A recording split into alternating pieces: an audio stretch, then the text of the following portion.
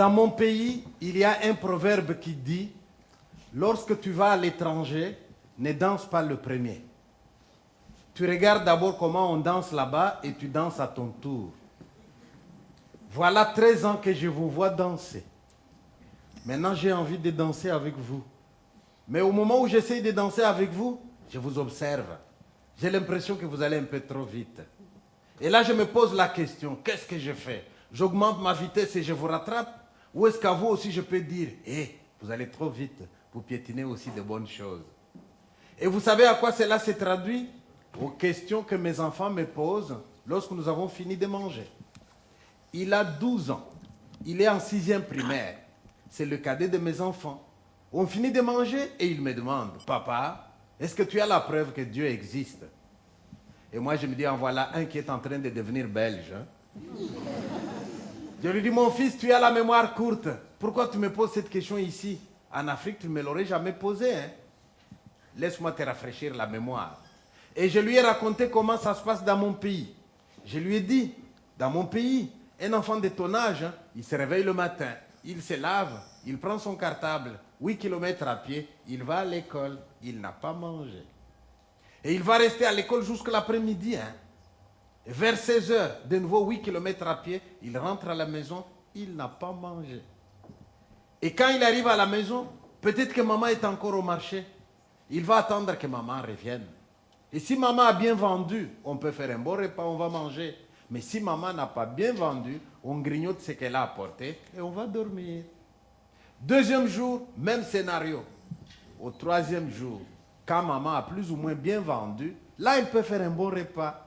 Et quand il y a un bon repas, c'est peut-être à un enfant de 6 ans qu'on va dire avant de manger, fais la prière. Oh, ça, vous devriez entendre. L'enfant qui dit, mon Dieu, je te remercie pour ce repas que tu nous donnes aujourd'hui. Donne la force à mon papa, donne la santé à ma maman. Comme ça, il travaille et moi, je pourrais encore manger. Et cet enfant d'Afrique, il va encore ajouter, mon Dieu, je te demande aussi d'en donner à ceux qui n'en ont pas. Ça, c'est la prière d'un enfant dans mon pays. Mais mon fils, ici, comme le vôtre, il se réveille le matin, il se lave. Qu'est-ce qu'il fait? Il mange. Très bien.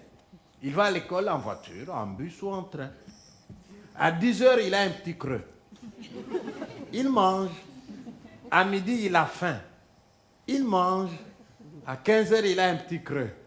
Il mange. Le soir, il a faim. Il mange et entre les repas, il grignote.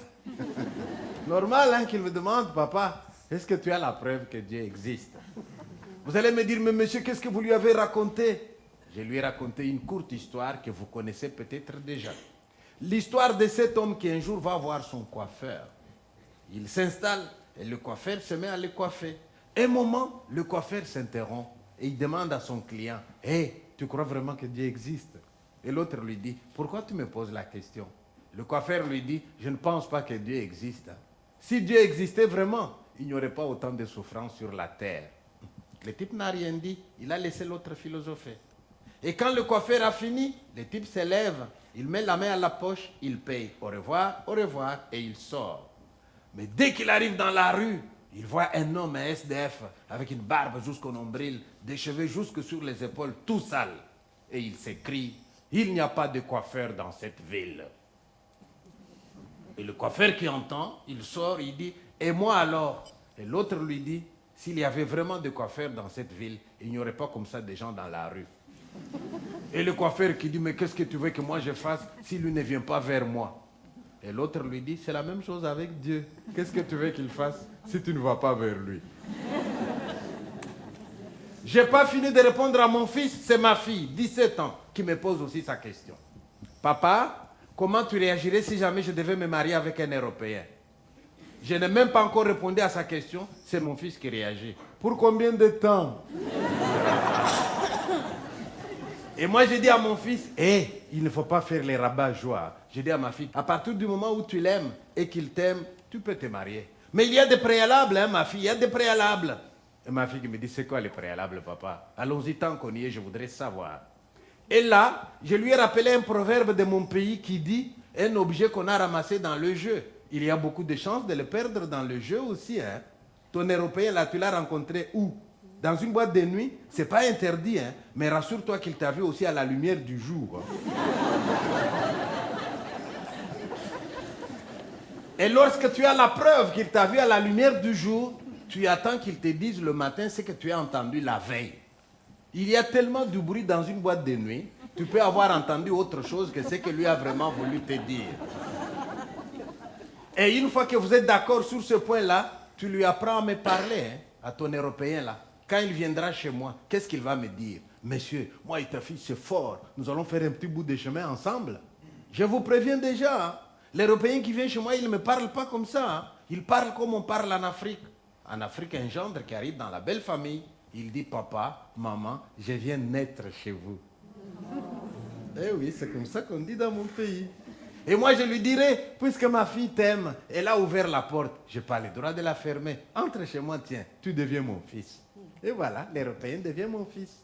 Et ma fille devient la fille de ses parents. C'est ça qu'on appelle chez nous naître dans la belle famille, avec toutes les conséquences qui s'en suivent. Et une fois que nous sommes d'accord sur ces chapitres-là, nous allons permettre à nos enfants de sceller les réunions. Je vais utiliser une image. Il faut mettre un cadenas pour dire nous avons scellé notre réunion. Il faut un rite qui scelle. Mais lorsqu'ils vont mettre leur cadenas, ils vont me laisser la place de mettre mon cadenas aussi. Hein. J'en ai d'ailleurs plus gros que le leur. Je viendrai avec mon cadenas, je mettrai mon cadenas. J'appellerai mon épouse, amène ton cadenas. Elle mettra son cadenas. Nous appellerons les parents européens, amenez vos 2 cadenas. On mettra leur cadenas. On appelle les potes, amenez vos cadenas. Ils viendront avec les cadenas. Le village, amenez les cadenas. Il y aura tellement de cadenas que le jour où le vôtre saute, vous deux là, c'est pas grave, les autres sont nombreux, ils vont tenir le couple. Et puis après, il faut installer nos enfants. Si dans la salle, au moment où je suis en train de parler maintenant, vous les jeunes qui m'entendez, et qui avez comme projet de vous installer avec votre copine ou avec votre copain dans quelques semaines, ne partez pas les mains vides, exigez de vos parents des cadeaux. Dites-leur que c'est Pichi Banda qui a dit. Et vous les parents qui êtes dans la salle, s'il vous plaît, ne laissez pas partir des enfants comme des orphelins. Donnez-leur des cadeaux qui les accompagnent. Quand ils vont regarder ça, ils vont se souvenir de vous. Eh oui. Moi, je vois cette femme européenne qui fait le ménage dans la maison. Elle arrive devant la cheminée, elle prend un objet qu'elle nettoie avec beaucoup d'émotion. Et sa fille regarde sa maman. Maman, tu pleures. Oui, ça vient de ma maman à moi. Elle m'avait donné quand j'avais ton âge et que je venais chez moi. Oh, ça fait chaud au cœur. Hein? Elle va plus loin, elle prend un autre objet. Ça, c'est mon papy qui m'avait donné. L'autre, là, c'est ma marraine qui m'avait donné. Ils s'étaient tous cotisés quand je venais chez moi. Oh, ça fait chaud au cœur, non? Surtout si l'objet a été donné par quelqu'un qui est déjà parti de l'autre côté. Ça nous relie à lui, non? Vous connaissez de ces objets que vous pleurez. Lorsque les cambrioleurs sont venus dans la maison, ils ont volé et vous commencez à pleurer. Ils auraient dû prendre tout ce qu'ils voulaient. Mais cet objet-là, je le tenais de ma mère, qui la tenait de sa mère. C'était familial, cet objet-là. Ça fait chaud au cœur, non? Alors si vous pouvez pleurer des objets familiales, pourquoi ne pas donner à nos enfants aussi des objets qui les accompagnent? Comme ça, quand ils vont regarder, ils vont se souvenir de vous. Moi, ma fille, elle n'a que 17 ans. Je me prépare déjà. Le jour où elle va partir chez elle, elle aura de moi beaucoup de cadeaux et des cadeaux qui pèsent lourd. Je vais vous expliquer pourquoi. Parfois, on me dit, Pi, arrête de nous donner des leçons. Chez toi, en Afrique, ça ne va pas. D'accord.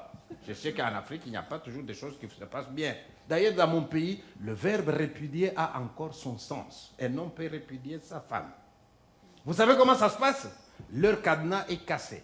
Les autres cadenas sont cassés. L'homme va dire, puisqu'on ne peut plus vivre ensemble, chérie, fais tes valises, tu peux partir.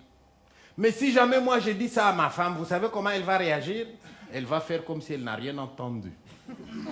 Je lui dis, mais je t'ai dit de partir. Elle va faire comme si elle n'a rien entendu. Mais si je dis ça, beaucoup de fois dans la journée, et plusieurs fois de suite, ma femme va dire, ah, c'est sérieux alors? Qu'est-ce qu'elle va faire? Ça vient de mon papa, je ne vais pas laisser. C'est ma marraine qui m'avait donné, je ne vais pas laisser. Ça, c'est mon papy qui m'avait donné, je ne vais pas laisser. C'est ça qu'on appelle faire sa valise. Hein? Donc, donner à nos enfants de quoi faire la valise au cas où.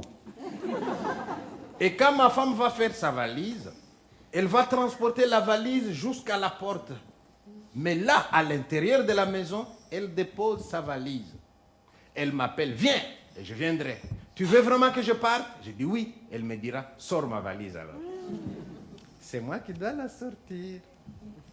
Si moi je n'ai pas sorti la valise de ma femme, c'est elle-même qui a sorti la valise, tous les gens qui avaient mis des cadenas vont lui poser la question, qu'est-ce que tu nous fais là? Et nos cadenas, tu en fais quoi? Elle va dire, c'est pas moi, c'est lui qui m'a dit de partir.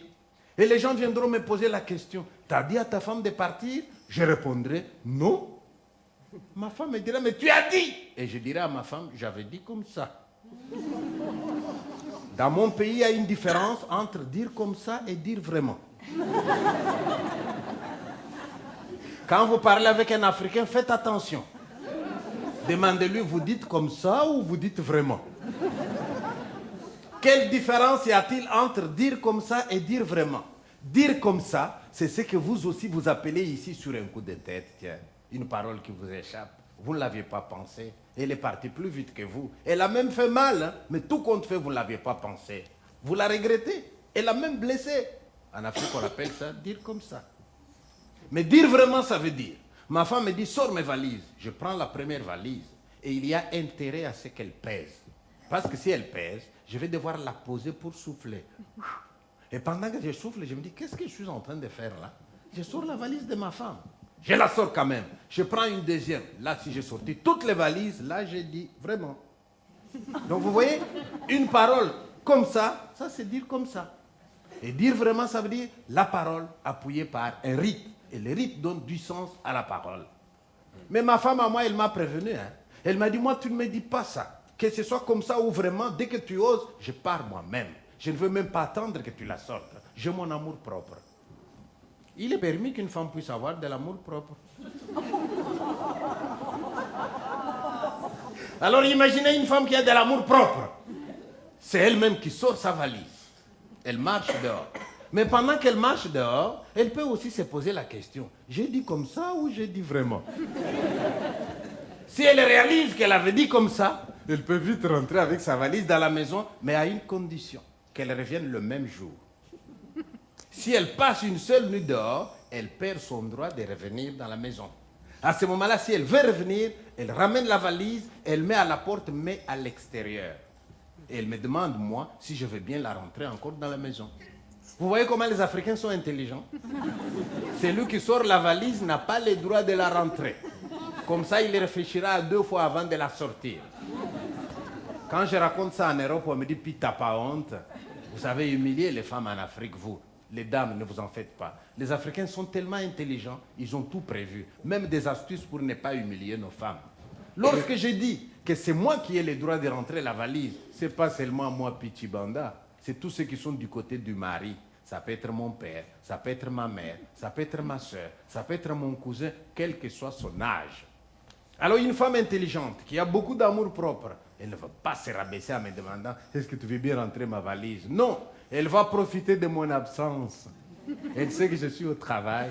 Elle achète un bout de chocolat. Elle passe chez mes parents. Elle appelle mon frère qui n'a que 7 ans. « Eric, viens, prends le chocolat, viens avec moi. » Et le petit, il va avec sa belle-sœur. Il ne sait pas à quoi il va participer. Il arrive, allez, mets tout ça là-dedans. Et le petit qui prend, qui met, le petit qui prend, il met. Et quand moi je viens à midi, je demande, mais qui t'a dit de remettre tes valises, tu étais parti? Ah, c'est pas moi, c'est Eric. Et la coutume chez nous veut que ce qu'Eric a remis dans la maison, quel que soit son âge, moi je n'ai plus le droit de le faire sortir de nouveau. C'est pour ça qu'en Afrique, on dit aux dames, soyez gentils avec les frères de votre mari, c'est eux qui vont remettre vos valises dans la maison. Si vous n'êtes pas gentil, il n'y a personne qui remet votre valise dans la maison. Vous comprenez pourquoi je dis, ma fille à moi aura beaucoup de cadeaux qui pèsent lourd. Une machine à laver les vêtements, une cuisinière, un frigo, des choses qu'elle ne saura jamais sortir toute seule. Et en Afrique, ça s'arrange. Nous n'avons pas d'entreprise de déménagement. Alors vous voulez qu'elle sorte tout ça, elle va appeler au secours la famille, au secours les voisins, aidez-moi à sortir tout ça. Or, tous ces gens-là, ils avaient mis des cadenas. Ah, vous allez vous expliquer devant tout le village. Hein. Ils peuvent même vous mettre en quarantaine. Hein. Et vous allez réfléchir à 2 fois avant de dire à votre femme, madame, prends tes valises, va-t'en. Eh oui, c'est comme ça que ça se passe dans mon pays.